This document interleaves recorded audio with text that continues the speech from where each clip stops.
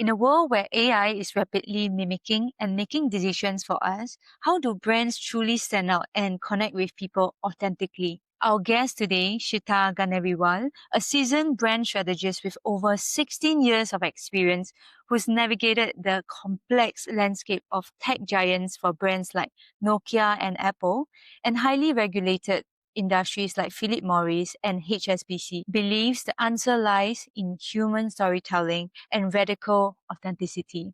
She has also built Agencies United on the philosophy that AI is our smartest intern, but a creative spark and emotional connection must come from us. So if you're a founder, C-level executive, or coach in e-learning and professional training, and you're grappling with how to craft bold, future-ready brand ideas that truly resonate in an AI-powered era, this conversation will challenge your perceptions and inspire you to embrace the power of human ingenuity. Welcome to Rise with AI, the podcast that spotlights trailblazers in e-learning and professional training, inspiring you to reach new heights, create impact, scale your vision, and empower others. For those just tuning in, I'm your host, and we partner with training companies to scale revenue using AI-powered systems, right? So if you want to learn how to take your education business on the next level, make sure to stick around. Sheettal, it's an honor to have you here with us on this podcast. And thank you so much for taking the time. I know today is a rainy day, but you still make the commitment. So I really appreciate that. And so I want to start with a very fun question. Imagine if you could actually have a conversation with any historical figure that actually does branding, who would it be and why? I must thank you for splendid introduction and telling little story and snippets of my life.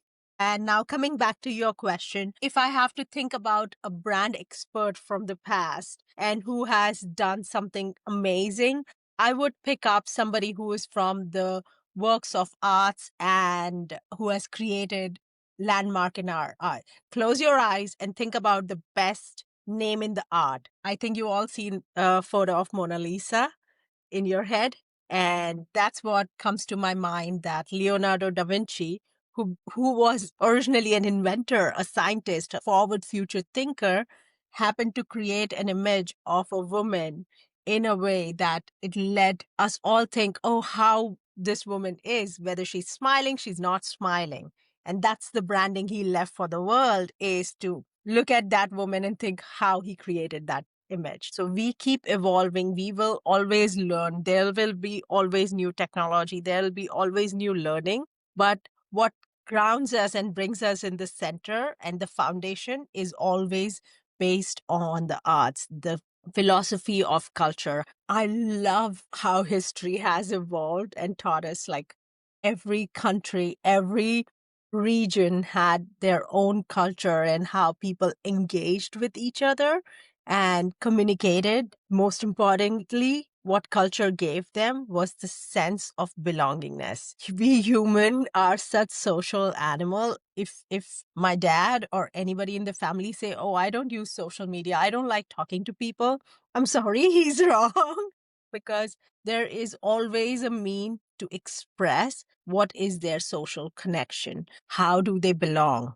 Because saying that I don't belong here is also belonging somewhere else, meaning. So it's like such an intertwined world. But yeah, to answer your question, Mona Lisa it is. Yeah, that is such an interesting answer. I would never have thought that you actually mentioned about art, but that makes a lot of sense. And art and culture is really integral into the message of branding as well, because I think each of all the countries as well wants people to visit their countries, and it's all about belonging and also culture.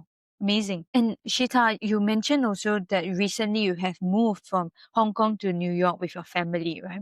So what's actually one surprising insight from this transition that shaped your approach to branding now that we're actually on the topic of also culture? Do you know this is an ad week happening in New York? This is like the place. When I was moving here, everybody said, and even I knew in the back of my head that this is the place where best of the best from our industry happens to be. And this is the right time and the moment for me to be here. Not that I do not love Hong Kong. Hong Kong provides its unique opportunity for expatriates to come together and look at Asia Pacific and other region. However, the brands operate with a different lens, which also has a lens of localization. How do I bring any brand which is regionally operating but locally highly functioning? So, if, for example, if the brand office is in Singapore or Hong Kong, they always look at how do I make this brand local to Thailand, local to Japan. So, how do they branch out? And that's such a fantastic learning because there's no other place on this planet can teach you as a brand expert what being in Hong Kong or Singapore, like these regional hubs, can, because there's so much diversity, so much culture, and so much difference in behavior that if you do not adapt, you would not survive. And it's not only adaptability, but to thrive, you really need to go deep down in understanding how each region performs. So that was like a blessing which I had. And was like, now what next at certain stage of my career? For Asia and that side of the world, we always look up to West as, starting of any culture moment or beginning of any brand story or anything beginning. We see it from this side. But having somebody from our region sitting here in this region makes it such a big difference because everybody is like working in their own lens. And I've always worked in US. Even though I'm on a global brand side, my primary playground would always be my audience in United States. That would be my first testing ground to get the results. So that demographic will give me the instant reaction, and then that will give me confidence to go out and test this brand for the rest of the world. But imagine this possibility of somebody who has like really, in our side of the world, we say that if you're wearing a rubber shoe, you have to thin your sole till the time it's like really keeping the holes. So if somebody who has like really scratched their rubber shoes for many, many years, like 15, 16 years, and understand that deep nuances of consumer psychology and come here and say, okay, this is going to work. This is going to click. And this is why the data is. And again, I'm that marketer or a brand person who loves data because data is the greatest form of storytelling. But at the same time, I'm also conscious that not every data is going to tell us what's going to change because the data is always the past. So whatever validated has already happened. But based on that validation and reading the trends of the future, we can make an educated guess. But if they say, oh, this is based on the data, this is based on the people working on the ground gave us these insights and we are connecting all these. So yeah, that's how things work. And I'm really super excited about being in this phase of my life and the journey. And let's see how I go. And I think this, having being in the complex environment is really for you, would say, pretty normal and very normalized because even for your career journey, it's incredibly diverse, right? From working with Nokia and Apple, and then also moving into highly regulated industries, like we mentioned, right? Philip Morris and HSBC. Then also, I think I remember having the moment when you were behind the launch of the first iPhone in India, which was a very iconic moment in tech history. So I'm curious to know here, how did that experience actually shape your understanding in terms of consumer adoption and also market entry? So that's one thing I would love to say is, every brand that is formed, like brand AI or brand Sheettal, we have a different foundation. And when I think about my initial jobs, I constantly think how bloody lucky I was to be part of that massive Nokia journey in my first job right out of my MBA school, promoting brands which was like on fire every day. Nokia was introducing new phone. I'm not kidding you. New phone every 3 to 4 months. And there was Wow. sections. So any given point of time, they had like more than 2 to 300 SKUs, like the models. And within models, there are different colors and how it catered to different audiences in the market. So imagine the scale of operation at that level. I was like enjoying that larger than life ability to get the brand out there. And everybody was in, at least in the areas where I worked, India became number one market for Nokia. Everybody wanted to hold that phone over anything. And then the company realized, hey, you've done good job here, but we need you to unlearn everything. And I'll take a pause here and I'll say it again. The key word is unlearn. Wipe out that board, come to this room where you're going to take part in Apple business and think how Apple would do it. So I was like, yeah, we have to sell as many phones as we can. We have to make sure Apple is visible everywhere. We have to make sure this, and this is how we going to budget it. They're like, stop. Apple doesn't want to do that. Mm. They do want to sell the most phones. They do want to create like whole aspiration around the brand, but they don't want to push it. They want to create an experience. So moment you think about brand Apple, the first thing comes is clean minimalism. Go to any Apple store. The tables are like exactly the same color, same material forever in your life. And there's only one wire, the charging wire coming out of the port. Totally different. And when you think about other phones, like too many wires around, that's what they want. That's the philosophy. We'll survive in the chaos and we'll thrive in the chaos. But here, we don't want to create a chaos. We want to clean the slate. We want to make sure what we offer to our audience is the highest possible experience that touch all your five senses. And if you look at the first iPhone screensavers, it was always those plants and the flowers. And the flower, since after the flower came out, I think it was iPhone 4 where they had a flower screensaver. And that was the launch. And that was like, it now connects with the smell sense. So it just reminds you it's not going to smell or taste like an apple, but it's like leading you to the place where you yourself are creating an illusion around. And then after, photos remain the integral part of Apple philosophy. Music remained forever since the days of Garage Band. It's always Yes. music being the priority. Now you convert photos and music into high level videos. It provided a fabulous tool for content creator. Every content creator wants to have an iPhone. And with the launch of every iPhone every year, there's like never looking back because it's just giving them extra tools, powered battery life, great camera to function. So to answer your question, is the word unlearning. And I'm pretty sure whatever Apple is doing now is going back to the philosophy of unlearning. Because moment the team realize, oh, they've got it all, they just wipe it out and start it all over. I want to know how to do programming, not that way. But now that experience has been delivered, what is the next level of experience that the brand needs to deliver? And this is experience is the promise that brand makes to the end consumer in a very subtle way, because that's the promise people aim to buy. And when that promise is not satisfied, consumer go out and make all these YouTube videos that it's nonsense brand fail. So yeah, that's my journey in the early tech or telecom boom. And I'm very, very privileged to be part of it and really learning the very basics of brand and marketing at very early stages of my career.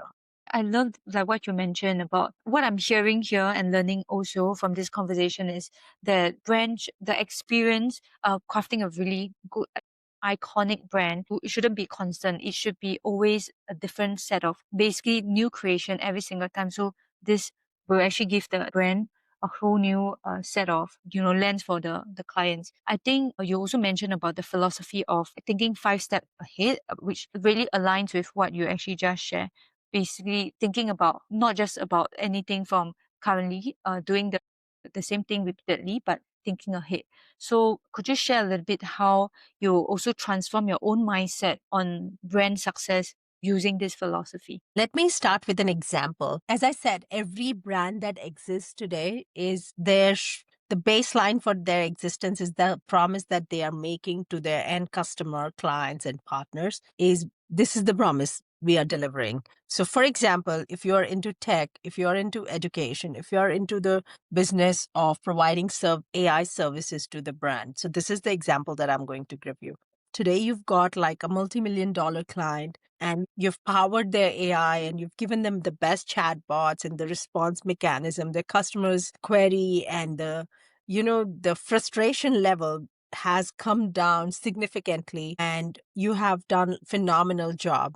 That gave you, of course, you had been to a learning curve and you were able to apply all the learning from the past, gain some new learning and pack it together to deliver that experience for your client. Now you get a next client with the next set of problem always. So how do you in your head, because you've reached certain stage, you will be like, okay, I've got the playbook, I'm going to replicate it. That doesn't work like that because it's a new client, new problem, meaning new experience. So you have to still go back to your drawing board, look at the areas which makes you the best in the market, better than your competitors. Look at the areas where you feel this can be my learning journey and I can develop X, Y, and Z in this area. And this is my sweet spot of opportunities because what if client has problem, say X, but I don't see X being a big problem at the definition stage. I see I becoming a big problem. The problem can be this new client is now having internet log. The customer queries are not able to be logged. Forget about being solved. Now, how do you do that? So that's the kind of a different, I mean, I'm just making things up. But experience is one thing. The promise never change. The promise will always remain same, but you are sitting at the center of experience delivery. And that experience would change each time with new challenges, new opportunities, and you have to really constantly redefine. And that's what brands do. They have to have a great product. They have to think about how do they deliver the product to the market? What is their go-to-market strategy? But till the time somebody do not touch the brand physically in their hand, they will not be able to really say, oh, my promise has been completed. So you have to think about who are the people who are going to meet and help you realize that moment of truth. And when you realize that moment of truth is, experience one gained. There are like few light bulbs around your head. Okay, this is checked. And that's what makes brand iconic. Like, what are the partnerships brands is having? What is the philosophy brand stands for? Who is the target audience? Think about brands like Patagonia. They say, don't buy excessive. We are forever. Like, get our jackets. If there is a cut in or if it wears out after a time, come back to us. We will sew it and fix and mend it for you. So that's what their brand promises. And people who are climate conscious will identify. So that there comes the belonging, meaning the brand has delivered that experience of similar belonging people and connecting them and lacing them together to their brand marks. And now you would question me, why are you saying long term? Like, gone are the days where the brands would do 5-year long term planning. Every brand want to just say how their this year's annual review looking like. Yes. And during that this year, what are their targets and goals? How are they going back to the investors and getting more rounds of funding? But if you do Mm. not have that long shot, you cannot pass this journey because you have to break it down to the day and the hour. But to do that, you have to have the widest vision. Hence, I say the most successful brands are so detail oriented because that detail matters. A good reminder. And I could see right now the similarity when you first shared about how historical data is also important for building the current brand. So sometimes, yes, you don't have to start anew. You could see what has been working and then add in your own flavor because every single brand has its own culture, right? And I remember you emphasizing as well that storytelling is everyone's job in this world because storytelling is what we connect the human experience. So I would love to hear as well, how do you actually teach your clients to use the power of storytelling to create relatable content, whether they are, it could be a lawyer, it could be a doctor or brand strategist. Great question. So imagine a 1 year old child. How do they communicate? Action, sign language. They turn 3. They have little bit cute words and some story. They turn 5. They have like a whole world of imagination, all these nuances coming into their head, and they build like some random story that I was walking on the street for 1 hour. They're just like constantly talking, and then you're like, okay, come to the point, right? That's the story. That's the foundation of storytelling, because they are trying to connect with us and share their imagination with us.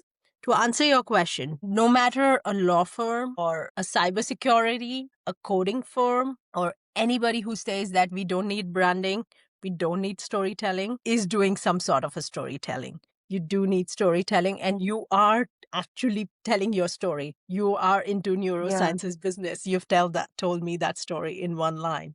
You told me exactly in one line that you are into so true. neurosciences business. Okay, now next step, what do you do? And how do you break down? Who are you selling your neurosciences or a law firm client? Who are your We only deal with the corporate clients. We don't deal with everyday people. Great. Who are your corporate clients? Are these Nikes who are dealing in the end with everyday people? That's it. That's what makes them connected. So, it's the very form, but you have to break down the story. You cannot tell the whole story. You can be a good author of writing a book. But brand needs to be succinct, to the point, and tell that story that means to the users. Brand story will not change. Brand message will not change with the persona. But what will change here is, say, for example, I'm a student and another persona for office product is a music creator. He wants to do his everyday music script writing and do the Excel sheet for his revenue generation. Let's just say that. These are two different personas. They both are using the same product. They both are going to talk about how efficient Microsoft product is. So that's like the baseline. The brand story will have to remain consistent to be able to be identified as that one promisable, strong brand.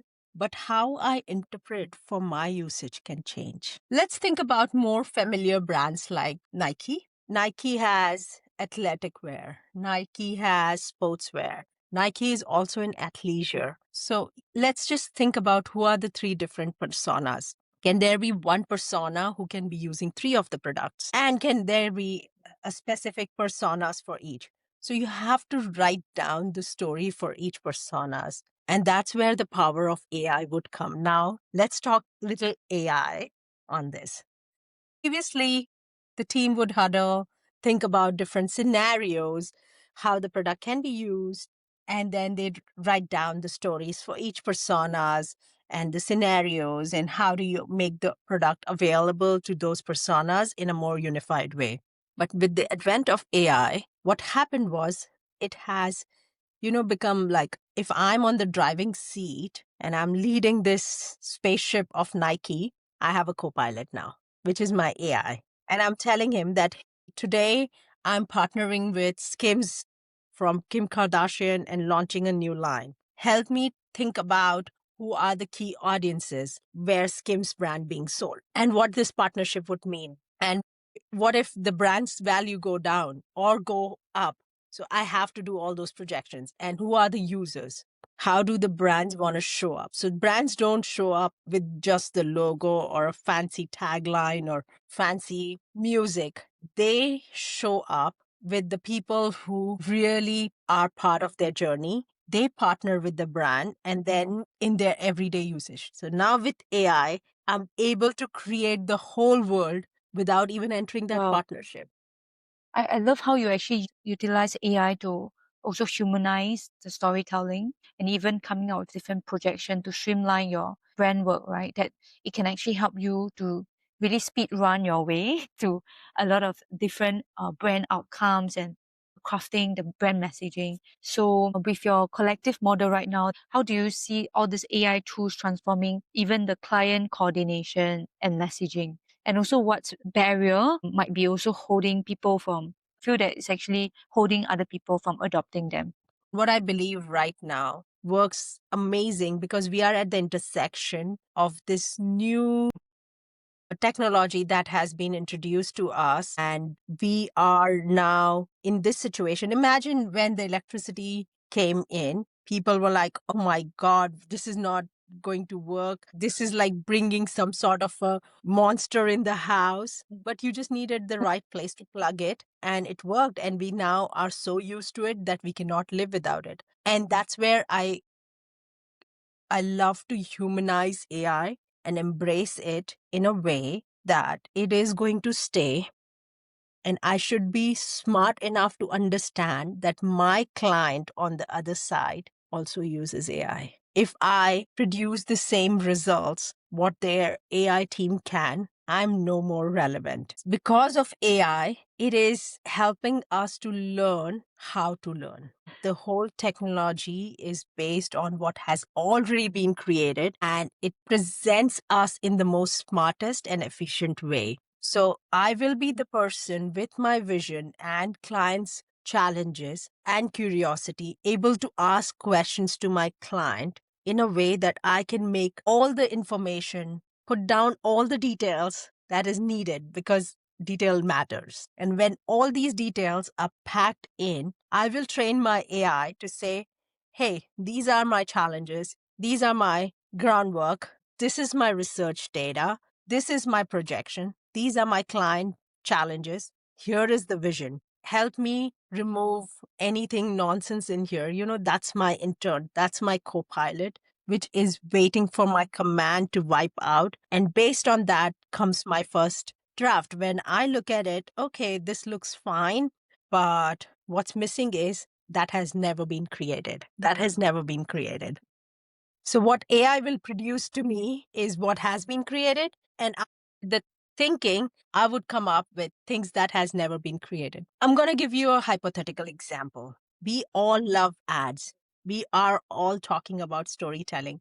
Ads, we all grew up with certain ads that stayed in our head, and what a phenomenal storytelling they had. Imagine you and I are sitting together right now, and we are on Netflix or Prime Video or Hulu watching our favorite series. And this series is about a crime thriller. And during that crime thriller, few guys and the cops go to Starbucks or Dunkin' Donut.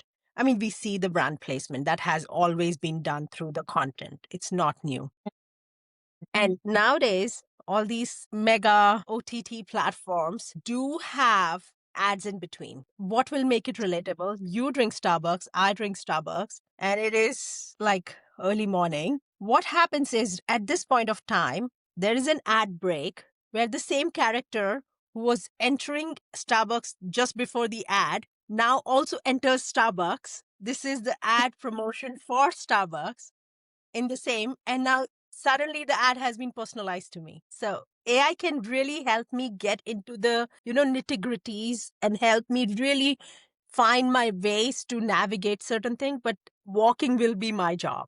So here's where you need to humanize and embrace AI, but also be mindful about the sameness it can produce and the fatigue, the digital fatigue it can create. And people can call it plagiarism, but what you have to be is take a step back and think about what are you doing different with this tool now that you have the power, now you have the electricity. Are you going to charge the bulb? You're going to run the washing machine? What are you going to do with it? Because everybody needs an electricity. Think about AI as your electricity now. Exactly. I always say, and I think it's not even polarizing anymore to have AI in the equation that we actually have, but there are still people who are opposite. But even people who are using AI in their advantage, they see immense growth, right? In terms of their own, maybe their productivity or even creativity as well, like how you explain it. And I think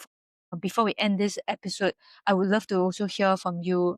If you sum it up, how do you actually see the role of human creativity evolving? My God, that's such a beautiful question and brings me back to where we started off, the creativity, Yeah.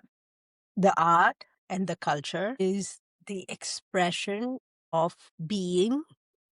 And till the moment this earth provides us the opportunity to be, to breathe, and live and walk, this mind is so beautiful and creative this is not going to end. It will only amplify and grow. But before we end, I have a question for you actually.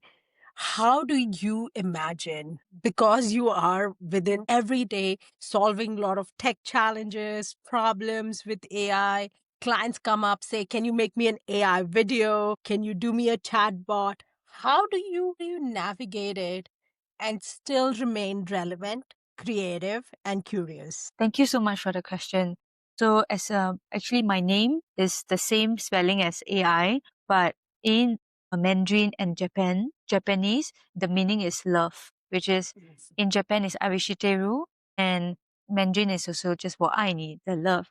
And Yeah. so every single day when I have using AI, again, like what you mentioned in the beginning, it's always come back to the human connection piece. Yes, AI is just part of the tool, right? But where we come from, the intention that we're actually using it, we are serving humans nonetheless, right? The end result user is still a human. So if we were to actually integrate, the creativity really comes from our heart-centered and our intention. So if you use that with the creativity, I feel that it will amplify our message a lot. It can be a chatbot, yes, but how you also craft the message and to make it seem like the end user feel understood, and then that's, I think, the even better. It's not just about using AI to just help you and just prompt it with no intention. So yeah, I hope this answer your question. But I love this answer because I have took so much time to come up with how AI really means for the next human evolution, and it really comes back to again the basic of humanity, which is how can we actually use this to our benefit? Yeah, and Yeah. also drive. Yeah. I love how you said creativity, curiosity, and really navigating that, because AI can make you lazy, literally. Like, you know how AI can do that thing and cut down that laziness with, ability to look forward and be creative and think differently. Makes you so it makes it so empowering. I'm so thrilled to have met you and your love for tech. And imagine, who knew, like, yes, I wo shua putunga iti at the end, and I understand wo I ni is like, I really love you and your name is AI and spelled as AI, which is I. And that's the kind of love you're bringing for the technology world, is not to follow the flock, not to follow the herd and just do what everybody else is doing. Rather, find the areas of what you stand for, what differentiates you. How do you, our time in the life, once I die, nobody's going to remember me after 200 years. Our time on this earth is so short. How do we make it worth? Every brand that stayed iconic and timeless and all of those, they really worked on each angle. They did evolve with technology. And they don't do it like there's no one person sitting at the back seat and doing it. There are people like you and me who, partake in that journey at time to time and help brand, okay, this is what we think for you. And that human thinking, there's no replacement to it. But we have to embrace the technology. We have to embrace that this is here to make us better, and use the trait like empathy. I think I can summarize what you just said by saying, like, you have to bring empathy to the center of it. The core of it stays with empathy and curiosity. And once you figure that out, it's going to be all working for you. Thank you so much for grounding us, like how you also have done so from the very beginning of our talk. You reminded us to take 3 deep breaths together. Remember, we are human. Yes, AI is there, but it becomes part of our life. But don't forget that behind all this tech, we are still human. So thank you again, Shita, for this amazing conversation. And that's all for today's episode of Rise with AI. If people would like to connect with you personally, where can they find you on?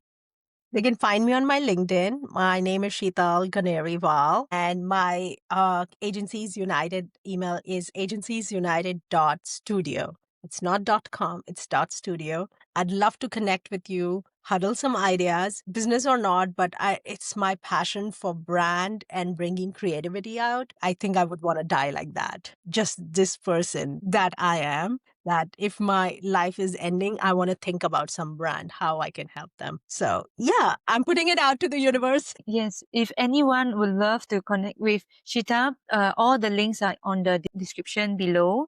And also, listeners, if this episode inspired you, share it with someone who needs to hear it. Don't forget to subscribe for more episodes with leaders in e learning and professional training. And also, until next time, keep reaching, impacting, scaling, and empowering. See you guys soon. Bye.